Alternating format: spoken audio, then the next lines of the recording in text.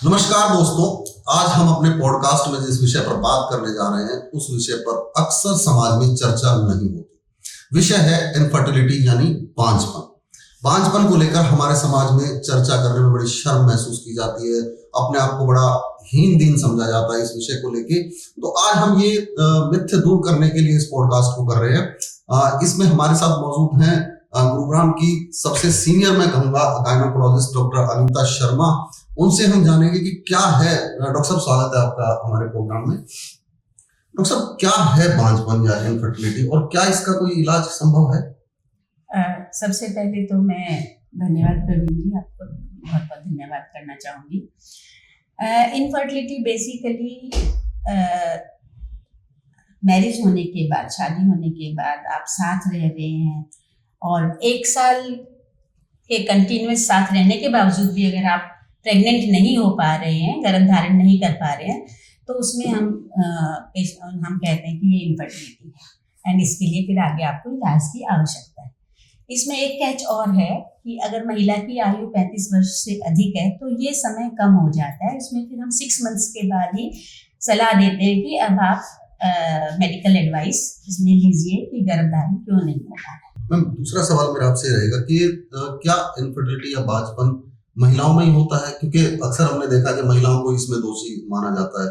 पुरुषों में या महिलाओं में, दोनों में होता है? हाँ, बिल्कुल। अभी भी हमारे रूरल एरियाज में, ग्रामीण इलाकों में ये मान्यता है कि अगर बच्चा नहीं हो रहा है तो कारण कहीं ना कहीं औरत इसके लिए जिम्मेदार है, जबकि ये सच नहीं है।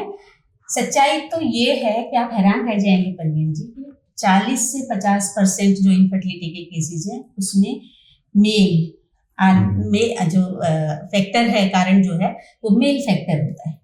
तो ये एक सरप्राइजिंग है, ये मिथ है कि इसको दूर करना बहुत जरूरी है। ये जानकारी बहुत आवश्यक है कि more than 1/3, almost 40 to 50% cases में कहीं ना कहीं मेल फैक्टर इनफर्टिलिटी के लिए, पुरुष इसके लिए जिम्मेदार है। आम कारण क्या है इसका? मतलब इनफर्टिलिटी हमने सुन लिया, बांझपन सुन लिया, लेकिन कॉज क्या है? क्या समझे पब्लिक की, किस तरह से ये हो जाता है? इसमें मैं कहूँगी एज जो है सबसे इम्पोर्टेंट कारण है। अब आप कहेंगे एज किस तरह से है? एज इस तरह से है कि बढ़ती हुई उम्र के साथ जो फर्टिलिटी पोटेंशियल है, गर्भ धारण करने की जो क्षमता है वो कम होती जाती है। और फीमेल्स में, औरतों में ये जो है 35 वर्ष की उम्र के बाद ये डिक्लाइन बड़ा शार्प होता है। पुरुषों में भी ये क्वालिटी है, स्पर्म की, शुक्राणु की जो गुणवत्ता है और जो क्वांटिटी है वो डिटीरियोरेट होती है बढ़ती उम्र के साथ, लेकिन महिलाओं में ये डिक्लाइन शार्प होता है। तो सबसे बड़ा कारण गर्भ नहीं, क्योंकि आजकल बच्चे हैं उनके को शादी कर लो, कह रहे अभी शादी, अभी किसी career oriented, yes, late marriage जो है, कैरियर ओरिएंटेड बच्चे हो गए हैं। वो 30 से पहले तो शादी की बात ही नहीं करते, बच्चे करने का तो नंबर दूसरे उस पे आएगा। सो एज सबसे बड़ा फैक्टर है। दूसरा एनवायरमेंटल टॉक्सिन्स हैं, स्मोकिंग है, अल्कोहल है, दैट इज रैम्पेंट आजकल, हर एडोलेसेंट जो है उसमें है। तीसरा हमारा लाइफस्टाइल फैक्टर्स बिल्कुल चेंज हो गया है। बच्चे बैठे रहते हैं कंटिन्यूस लॉन्ग सिटिंग, पढ़ रहे हैं जी, अपना तैयारी कर रहे हैं एग्जाम की, आउटडोर एक्टिविटीज कम हो गई हैं, घर पे भी जो है टेक्नोलॉजीज आ गई हैं, तो हाउस होल्ड वर्क भी, मैनुअल जो वर्क है वो ऑलमोस्ट खत्म हो गया है। लोग सैर के लिए भी नहीं निकलते because they are so busy कि हमें टाइम नहीं मिलता। सो ये कुछ कारण हैं जिसकी वजह से हार्मोनल इश्यूज आ जाते हैं और वो इनफर्टिलिटी का, बांझपन का कारण है। आजकल युवाओं में हमने चाहे वो लड़की हो चाहे लड़का हो, चलन देखा है कि स्मोकिंग और ड्रिंकिंग। तो स्मोक और ड्रिंक कितना बड़ा रीजन इसके पीछे? बिल्कुल, ये एक बहुत मेजर कारण है। स्मोकिंग एंड ड्रिंकिंग अगर अनकंट्रोल्ड है, स्मोकिंग तो टोटली प्रोहिबिट होना चाहिए, ड्रिंकिंग भी विद इन लिमिट्स होना चाहिए। मैं ये नहीं कह रही हूँ कि मैं इसको सपोर्ट कर रही हूँ, but again alcohol should also be banned, because इसकी वजह से, दोनों की वजह से बड़े सारे हार्मोनल इश्यूज बॉडी में आते हैं। आप ओबेसिटी है एंड दूसरे जो हार्मोन्स हैं, प्लस जो बेसिकली जो हमारा कंसर्न है वो क्वालिटी है, अंडे की और स्पर्म की जो क्वालिटी है वो डिटीरियोरेट होती है, क्योंकि हमारा फोकस अभी इनफर्टिलिटी पे है। इसलिए हम बात इनफर्टिलिटी की कर रहे हैं, बाकी स्मोकिंग और अल्कोहल इंटेक हर तरह से हानिकारक।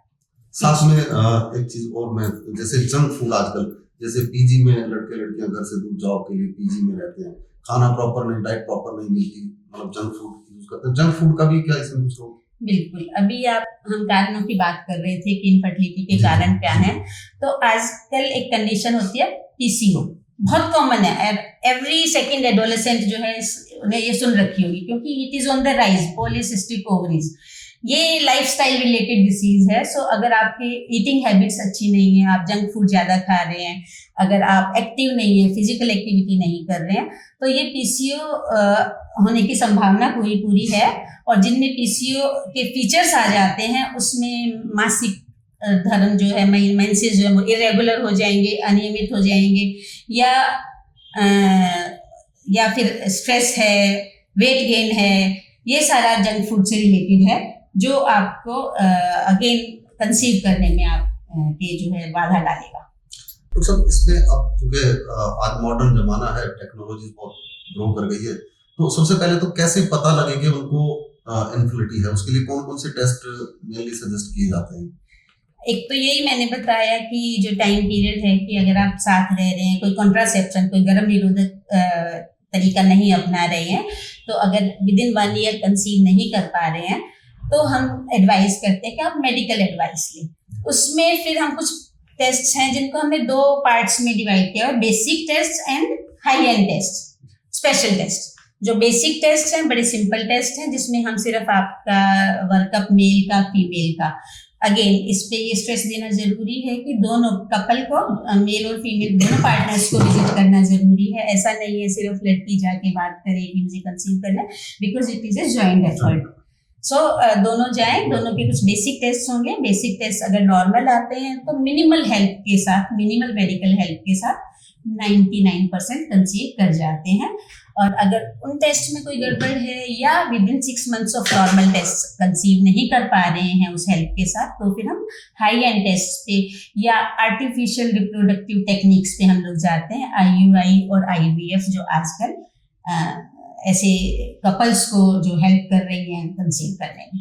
एक अभी आपने, चलिए आपने ही बता दिया, IVF जो है, जो क्या बिल्कुल जो केस बिगड़ जाते हैं उसमें किस तरह से हेल्प करता है कपल्स को? यस, IVF में डिपेंडिंग अपॉन की फैक्टर क्या है, कारण क्या है उसका, इनफर्टिलिटी का मेल फैक्टर है या फीमेल फैक्टर है, उसके हिसाब से इसमें एग, अंडा और शुक्राणु बेसिकली बॉडी से बाहर लेके उनका निषेचन किया जाता है, फर्टिलाइजेशन किया जाता है, और फर्टिलाइज्ड एग को वापस फीमेल की बॉडी में, यूट्रस में उसको रख दिया जाता है, और कुछ मेडिसिन की हेल्प के साथ बेबी ग्रो करता है। इसमें जो सफल होने के चांसेस, जो परसेंटेज ऑफ सक्सेस है, वो लगभग कितना मानते हैं आप? अगेन सक्सेस रेट कारण पे डिपेंड करती है, but on an average 40% success, 40-45% success हम लोग बताते हैं। अब एक लास्ट सवाल मैं आपसे लेता हूँ कि हमारी सोसाइटी में जो है, खासतौर पर अगर हम शहर को छोड़ दें, कुछ चुनिंदा शहरों को छोड़ दें और बाहर निकले, तो बड़ा मिथ है इस चीज को लेके कि बांझ है लेडीज, बच्चे नहीं हो सकते बिना किसी कारण के।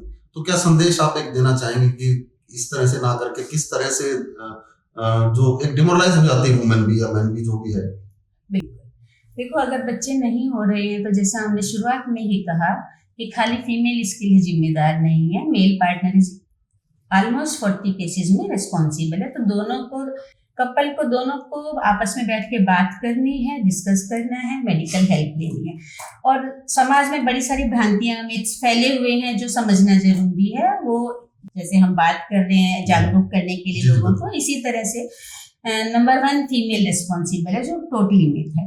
नंबर 2 कि मेल का फर्टिलिटी पोटेंशियल एज के एक जैसा रहता है सारा टाइम, नहीं, ये भी गलत है। एज के साथ साथ जैसे फीमेल का डिक्लाइन होता है, वैसे ही पुरुष का भी फर्टिलिटी पोटेंशियल कम होता है, स्पर्म की क्वालिटी कम होती है। और तीसरा ये है कि अगर बच्चा कंसीव नहीं कर पा रहे हैं नेचुरली, तो हमारे पास सारे रास्ते बंद हो गए, नहीं, रास्ते खुले हैं। आजकल टेक्निक्स हैं, जो आर्टिफिशियल रिप्रोडक्टिव टेक्निक्स हैं वो काफ़ी अच्छी हैं और उसमें सक्सेस के चांसेस काफ़ी हाई हैं। नंबर 4 सबसे इम्पोर्टेंट मैसेज मैं ये देना चाहूंगी, चाहे हमारे पास कितनी ही टेक्निक आ गई है, बट अपने बच्चों को हम समझाएं कि जो राइट एज है, जो नेचर ने बनाया है, हम नेचर से नहीं लड़ सकते। सो शादी राइट एज पे हो जाए और फैमिली भी 25 से 30 साल, एट द मोस्ट 32 साल की उम्र तक प्रेगनेंसी प्लान कर ली जाए, उससे अच्छी कोई बात ही नहीं है।